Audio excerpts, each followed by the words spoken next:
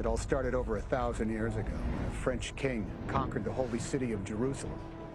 Supposedly the invasion was to find an artifact, lost since the time of Christ. An artifact, it was said, the church would kill to possess. They quit the Holy Land and traveled directly to Rome. Whether they blackmailed the papacy or the church bought their silence, no one knows, but it is a fact. The papacy declared these Priory Knights, these Knights Templar, of limitless power. By the 1300s, the Templars had grown too powerful, too threatening. So the Vatican issued secret orders. The Pope had declared the Knights Templar Satan worshippers. He said God had charged him with cleansing the earth of these heretics. The plan went off like clockwork. The Templars were all but exterminated. The date was October 13th, 1307. В продължение на 2000-летия католическата църква си присвоява правото да бъде гласът на Бога на земята. Но как една общност, започнала пътя си като секта по бреговете на Галилея, се превръща в най-дълголетната и влиятелна политическа институция в човешката история? Как онези, които някога са били гонени и разпъвани на кръст, стигат до там да носят корони, да раздават тронове на крале, да палят клади в името на милосърдието? А днес Ватиканът е най-малката държава в света. Но това е фасада. Защото за 44 хектара от мрамор и злато се крие власт, която не се измерва в територии, а с влияние. А католическата църква разполага със собствена армия, швейцарската гвардия, собствена банка, Istituto per le opere di religione, собствено разузнаване, с влияние, което прониква в правителства, корпорации и тайни общества. И най-ценното – с имунитет от светските закони. Но истинският въпрос не е в това какво имат. Истинският въпрос е как го придобиха. Годината е 313. Рим е разяден отвътре. Пропаднал, объркан, вцепенен от страх. Узурпатори се бият за трона, а провинциите гният от бунтове. Златото в хазната олеква. Старите богове мълчат. Техните храмове са още там. Но вярващите тя ги няма. Никой вече не умира за Юпитер. Никой не коленичи пред Марс. А в този разпад една секта, до вчера наричана Ерес, започва да предлага на империята нещо, което отдавна е изгубила – надежда. Християнството не пита кой си, а пита само вярваш ли. А всички са под един кръст. Една истина, едно спасение.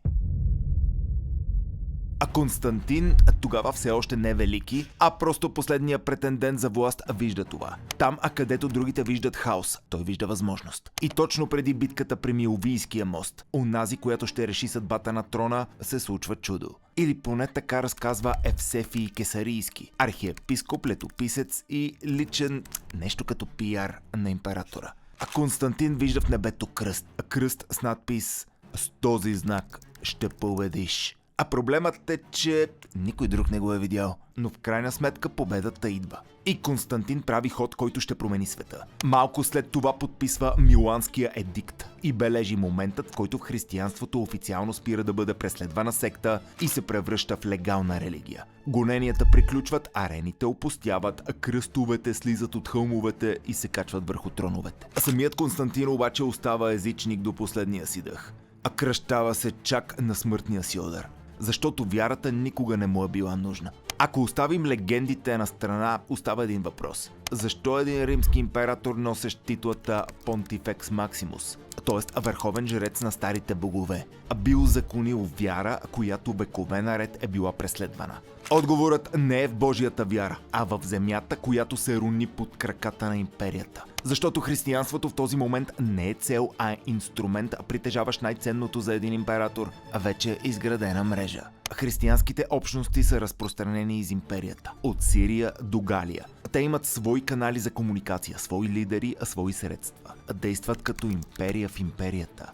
Докато Рим се мъчи да събира данъци и да запази реда, християнските епископи вече владеят онова, което държавата вече не притежава – доверието на обикновените хора. А там, където латинският е чужд, кръстът се разбира и без превод. Християнството тихо превзема сърцата, а чрез тях и умовете. А Константин разбира това и го обръща в оръжие. Ако не може да смажеш врага, направи го съюзник. Легализирай вярата, а постави я под императорски контрол и я превръщаш в оръжие на властта. Епископите поемат функциите на местна администрация. Събират дарения, разпределят помощи, съдействат за реда. И хората се прекланят, не пред орела, пред кръста. За Константин това е стратегически триумф. Старите богове искат кървави жертви. Християнският бог иска покорство. А и разходите за подчинение са далеч по-ниски. Една проповед струва по-малко от въоръжена армия. И въпреки, че би следвал Миланският едикт да се тълкува като акт на вяра, а той всъщност е сделка. В замяна на легитимност църквата започнала да работи за империята. А Константин стабилизира трона си, а църквата получава нещо по-ценно – допир до властта, до данъците, до законите и до армията. Това, което вчера са наричали секта, днес вече е в трона. От тук нататък границата между вярата и властта започва да се размива. Постепенно и целенасочено. И не в името на Бога, а в името на властта.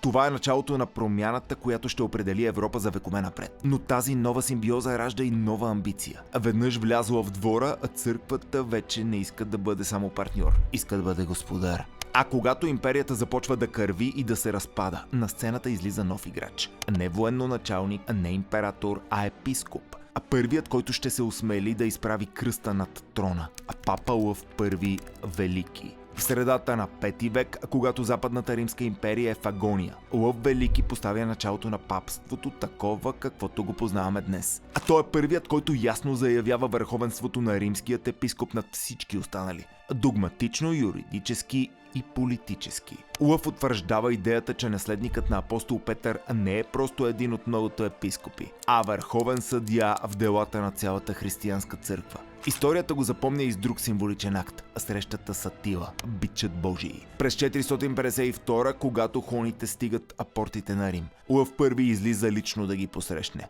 Без армия и без стени, само с авторитет. Атила се оттегля. Легендите говорят за чудо, за ангели, за небесна намеса. Но реалността може би е била друга. Лъв вече е разбрал, че истинската сила не е в меча, а в легитимността. Империята може да се разпада, но църквата вече гради нова империя. Духовна, но с много повече влияние. А така симбиозата между империята и църквата, започната от Константин и институционализирана от Лъв Велики, става модел. Поколение след поколение този модел се усъвършенства. Понякога с догма, понякога с меч. Но едно е сигурно – римският орел и Христовият кръст вече не са противопоставени. Те започват да се появяват рамо до рамо върху знамена, монети, дори в самите сгради на властта. А символиката е ясна. Духовната и светската власт не се борят. Те се договарят. Докато едната страна търси легитимност, другата търси влияние. И макар понякога балансът да се клати, интересите неизбежно отново се преплитат. А след 500 години сделката е същата, само че вече се случва пред олтара.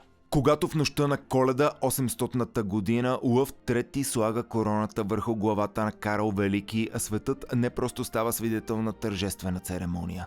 Става свидетел на раждането на нов ред, в който духовната власт вече не допълва короната, а е ръката, която я поставя. В следващите векове този модел става правило. Всеки владетел в Европа знае. Без одобрението на Рим, короната му тежи по-малко. Църквата урежда династии, диктува мирни договори, обявява кръстоносни походи и дори раздава правото на крале да водят войни в името на Бога. И докато мечовете се трушат на бойните полета, Ватиканът кове съюзи, а политическите владетели идват и си отиват. Папството остава. А сенките на катедралите се превръщат в убежище не само за вярващите, но и за тайните. Тайни, които столетия наред ще останат заключени зад дебели каменни стени. И колкото повече се трупат тези тайни, толкова по-здрава става мрежата, която държи света в подчинение. А това е кръгът, започнал в базиликата Свети Петър. А когато един папа решава да си осигури империя.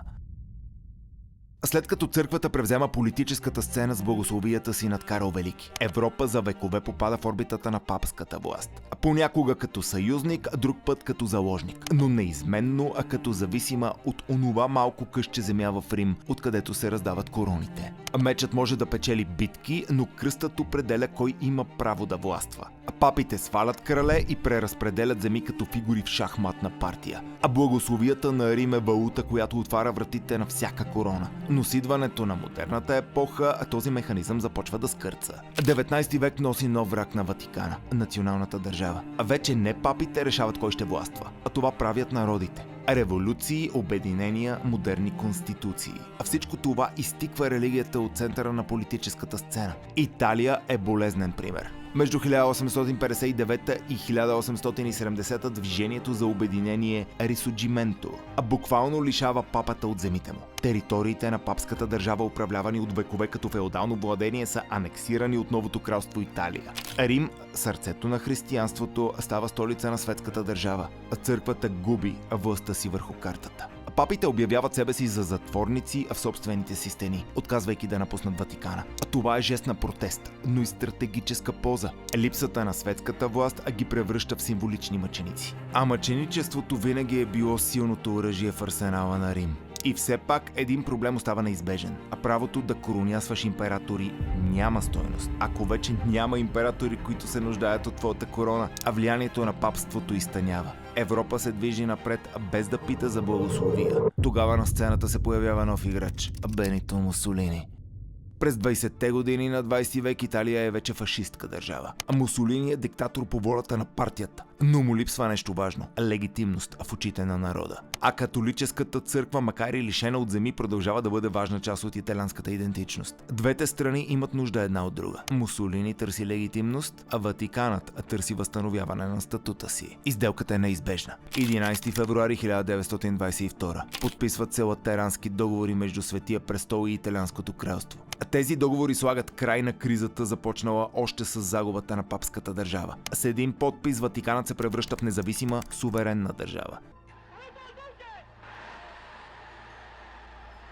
La dichiarazione di guerra è già stata consegnata agli ambasciatori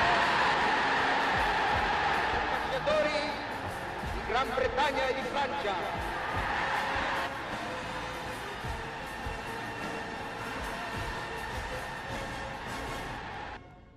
В замяна на признатата си независимост, Ватиканът легитимира режима на Мусолини в очите на католическа Италия. Това е сделка между два интереса, а пременена като акт на помирение между църквата и държавата. И както винаги, народът остава зрител, а не играч. От този момент папата вече не е просто духовен лидер, а той е глава на държава. Ватиканът има собствена дипломация, собствена банкова система, собствено гражданство и право да сключва международни договори. Папата получава статут на държавен глава с всички проистичащи от това привилегии, включително имунитет и политическа автономия, както и глас в ООН.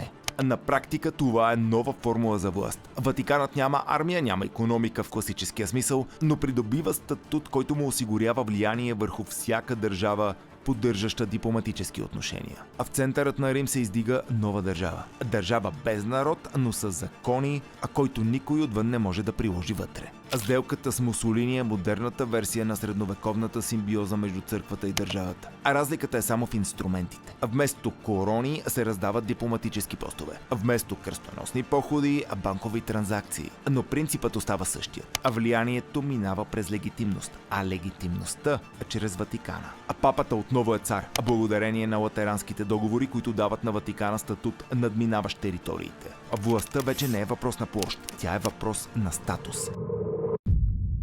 На пръв поглед Ватиканът е град на светлината. Мраморни стени, позлатени тавани, папски церемонии, които внушават величие и невинност. Но под тази лъскава фасада се пишат едни от най-мрачните страници в неговата история. 1933, а в Рим, в сърцето на апостолския дворец, се сключва сделка, която днес някои наричат конкордатът със сатаната.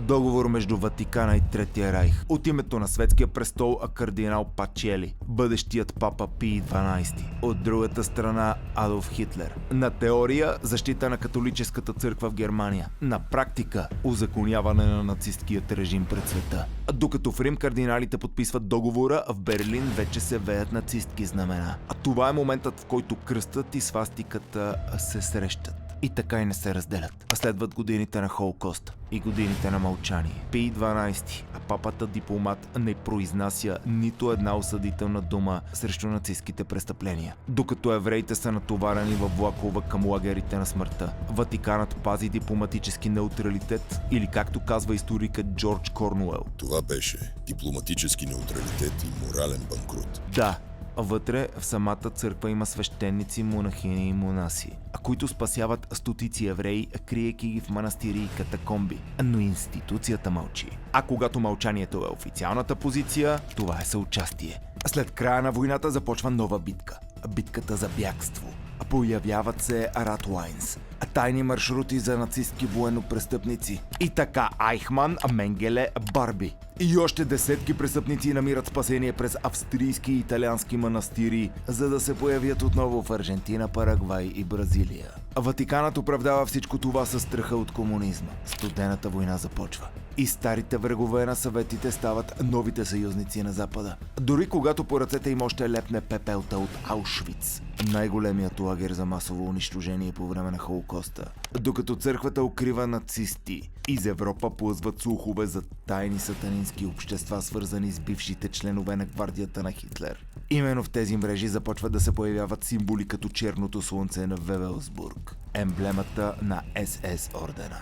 Католическата църква официално води битка срещу окултизма и язичеството. Но въпреки това някои от нейните най-висши духовници нямат нищо против да съдействат на хора, участвали в експериментите на Химлер, в името на по-голямото добро. Парадокс? Да, и то болезнен. Защото тук вече не става въпрос само за политически компромис, а за съзнателно приплъзване по гърба между християнската вяра и езичеството. Орденът Малта, например, официално признат от Светия престол, заема ключова роля в логистиката на Ратлайнс. Историческият му девиз защита на вярата и грижат за бедните звучи като горчива ирония, когато през същите маршрути преминават нацистки офицери.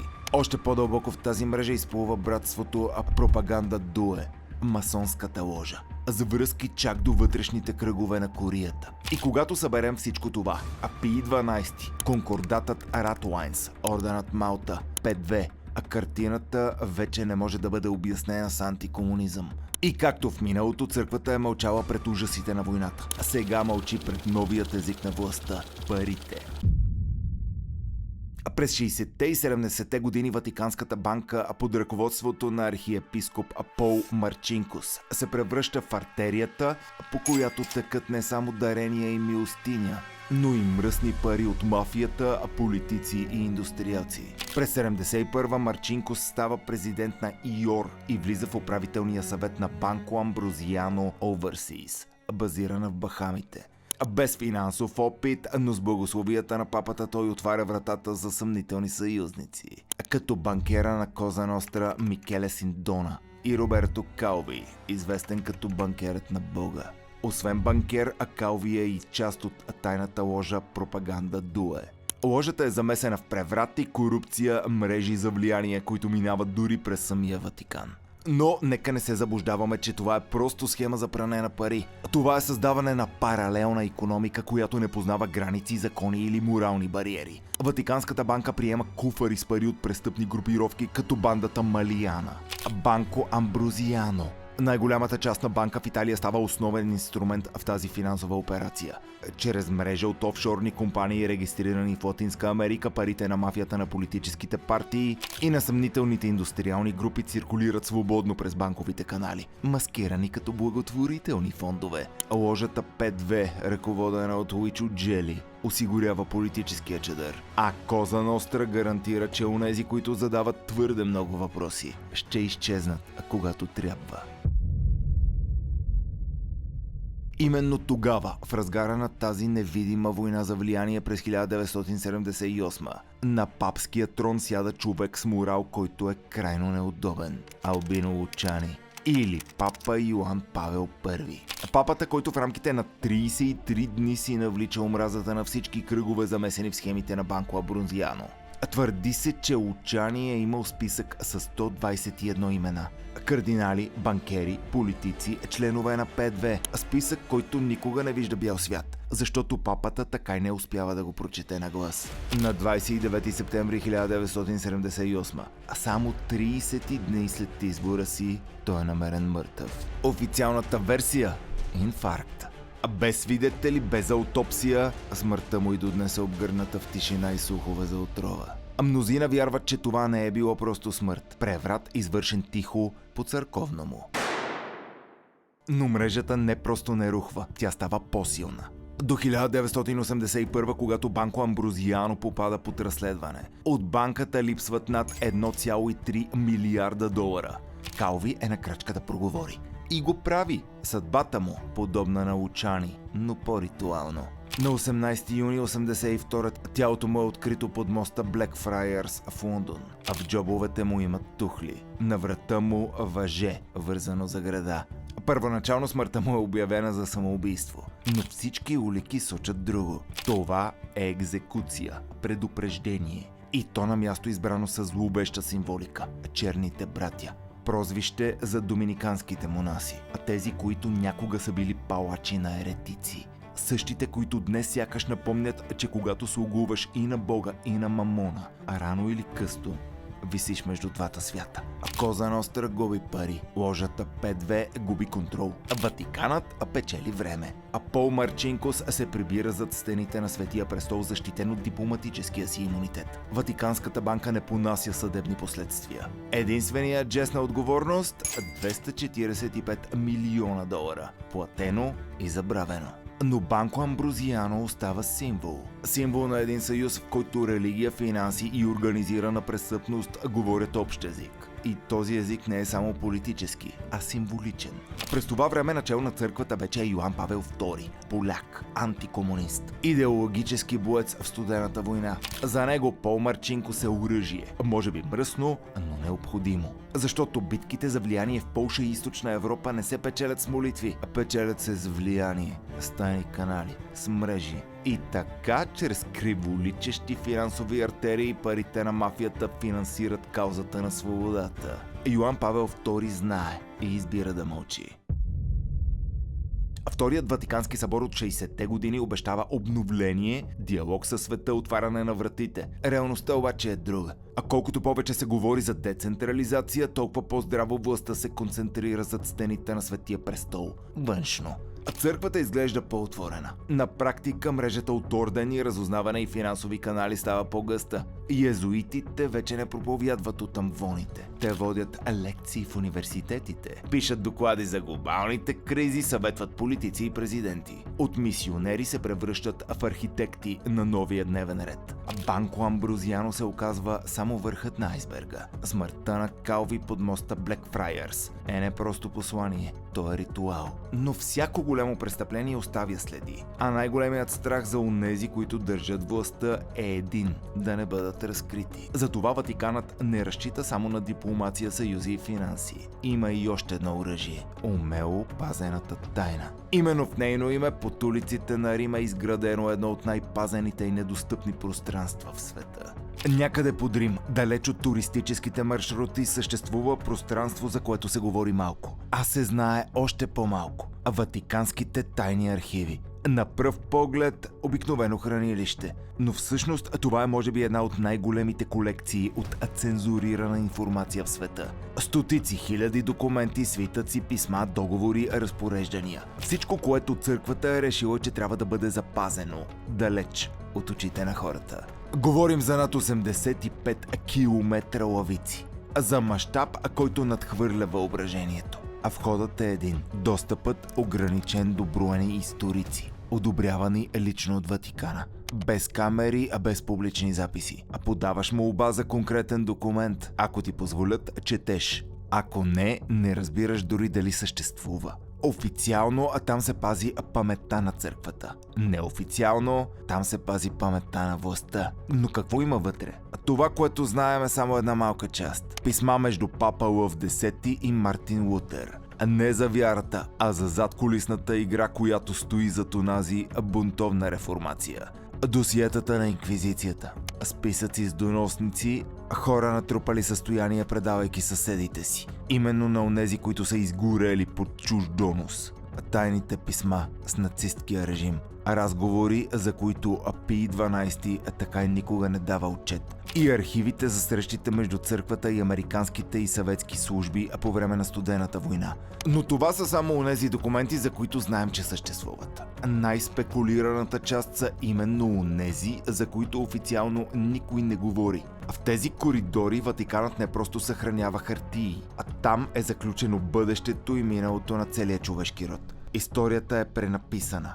А ако едно събитие не е документирано за масовото съзнание, то никога не се е случвало. Ако има документ, който доказва неудобна истина, но този документ е заключен на 30 метра под земята в стая с код, известен само на 3 души. А тази истина за публичността остава мит. А тук Ватиканът е ненадминат майстор.